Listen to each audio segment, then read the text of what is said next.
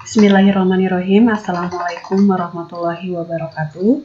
Izinkan saya Yuni Anggraini SPD, Guru Bahasa dan Sastra Indonesia di SMA Negeri 1 Ngamra untuk menjelaskan mengenai jenis-jenis teks yang kita ketahui khususnya di pelajaran Bahasa dan Sastra Indonesia. Kenapa saya mengambil materi ini? Karena saya melihat dan saya memerhatikan bahwa anak-anak itu mengalami kesulitan bagaimana cara membedakan jenis-jenis teks yang ada tersebut. Untuk lebih jelasnya, saya akan menjelaskan mengenai materi jenis-jenis teks. Teks yang pertama yaitu adalah teks narasi, di mana sifatnya non-ilmiah dan bersifat fiksi, di mana isinya itu menceritakan suatu peristiwa atau kejadian sedemikian rupa sehingga pembaca seolah-olah mengalami kejadian yang diceritakan itu. Biasanya dalam berupa novel, cerpen, ataupun biografi. Yang kedua yaitu bentuknya teks deskripsi, sifatnya lebih non-ilmiah, ataupun fiksi, sifatnya lebih menggambarkan kepada sebuah objek sehingga pembaca seolah-olah melihat sendiri objek yang digambarkan itu. Misalnya contohnya cerita tentang kesibukan di pasar, keadaan banjir, keadaan gempa, dan sebagainya. Kemudian yang ketiga yaitu bentuk teks eksposisi, sifatnya lebih ilmiah dan non-fiksi. Isinya memaparkan sejumlah pengetahuan atau informasi, tujuannya untuk pembaca itu memperoleh informasi dan pengetahuan dengan sejelas-jelasnya, disertai dengan data ataupun fakta lain untuk memperjelas pemaparannya.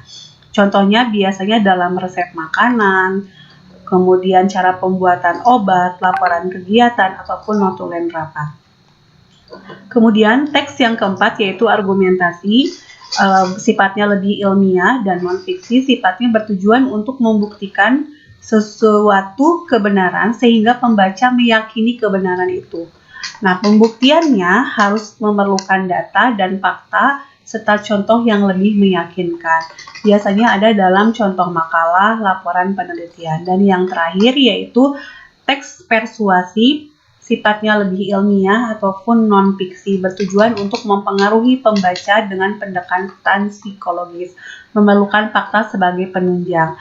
Dalam teks persuasi ini mengajak pembaca, di dalamnya ada ajakan sehingga pembaca mengikuti apa yang kita inginkan sebagai penulis. Itu adalah materi perbedaan dari segi bentuk, sifat, dan isi dari teks narasi, dari teks eksposisi, dari teks argumentasi, persuasi, dan deskriptif. Kemudian saya akan menjelaskan mengenai contoh karangan narasi. Nah, ini adalah contoh karangan narasi di mana menjelaskan suatu tokoh yaitu seorang anak yang dibully oleh teman-temannya. Jadi diceritakan bagaimana cara pembuliannya, kemudian ada tokoh aku yang mencegah kejadian pembulian tersebut, dan bagaimana kronologis dari ceritanya. Kemudian yang berikutnya contoh dari karangan deskripsi. Nah, ini berbeda dengan karangan yang tadi, ini lebih ke menjelaskan atau menggambarkan rumah bibi yang ada di sebuah lereng gunung. Di mana di sana dijelaskan bagaimana rumah bibi itu tempat tinggalnya jauh sekitar 8 km, jalannya berkelok-kelok, kemudian rumahnya dikelilingi oleh pohon. Nah, ini adalah deskripsi dari rumah bibi yang ada di lereng gunung. Kemudian ada karangan eksposisi menjelaskan tentang sesuatu secara detail disertai dengan data dan fakta. Nah, di sini menjelaskan bagaimana cara membuat minuman dari pohon anggur. Ternyata pohon anggur itu bukan hanya dibuatkan untuk minuman, tapi juga untuk pembersih wajah. Di sini bagaimana dijelaskan bagaimana cara membuatnya dan sampai digunakannya. Kemudian yang berikutnya yaitu karangan argumentasi. Di sini menjelaskan tentang kenapa NTT itu beriklim ekstrim kering. Ya, karena walaupun mereka beriklim ekstrim kering, tapi NTT ini adalah pulau yang membudidayakan padi dilakukan dengan sistem gogoranca, karena di sana hujannya rata-rata hanya turun selama 3 bulan saja dan paling lama hanya 5 bulan. Jadi di sini menjelaskan bagaimana sebab dan akibatnya kenapa kabupaten ataupun NTT itu membudidayakan padi dengan menggunakan sistem gogoranca. Kemudian yang terakhir yaitu karangan persuasif. Nah, ini adalah menjelaskan tentang bagaimana ketika kita mau berlibur, menghadapi liburan itu bagaimana persiapannya. Di sini menjelaskan tentang vitamin, kita membutuhkan vitamin. Nah, di sini dijelaskan vitamin apa saja yang harus kita siapkan, yaitu vitamin A, B kompleks, dan C, serta vitamin E. Nah, di sini menjelaskan bahwa semuanya itu ada di khasiat dari Saphir C. Nah, Saphir C ini adalah obat ataupun vitamin yang bisa kita dapatkan di apotek. Nah, mudah-mudahan dengan adanya informasi ini kita menjadi yakin bahwa vitamin ini bagus untuk kita.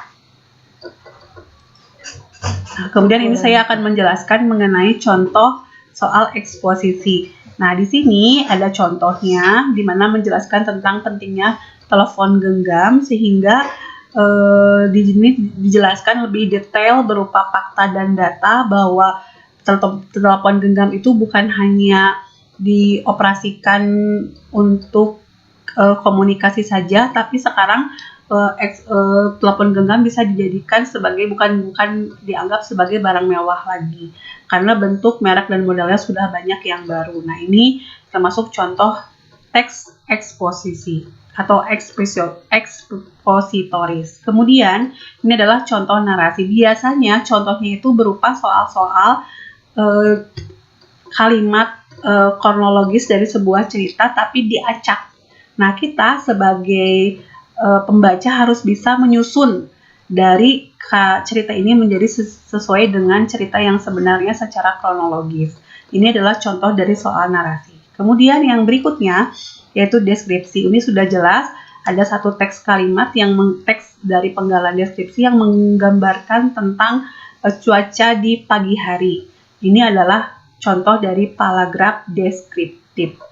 Kemudian yang berikutnya yaitu persuasif, yaitu karangan yang ada ajakan di dalamnya. Biasanya di kalimat terakhirnya berupa ajakan yang dapat mempengaruhi dari si pembaca. Kemudian yang terakhir yaitu berupa teks dari argumentasi, biasanya berupa sebab dan berupa akibat. Nah, ini harus disertai dengan fakta, bukti, sehingga dapat meyakinkan si pembaca. Nah, sekian media pembelajaran yang saya jelaskan mengenai contoh-contoh teks. Mudah-mudahan dengan adanya media ini, teman-teman semua atau siswa akan lebih mudah membedakan antara teks-teks yang tadi saya jelaskan. Terima kasih atas perhatiannya, mohon maaf atas perhatiannya. Terima kasih. Assalamualaikum warahmatullahi wabarakatuh.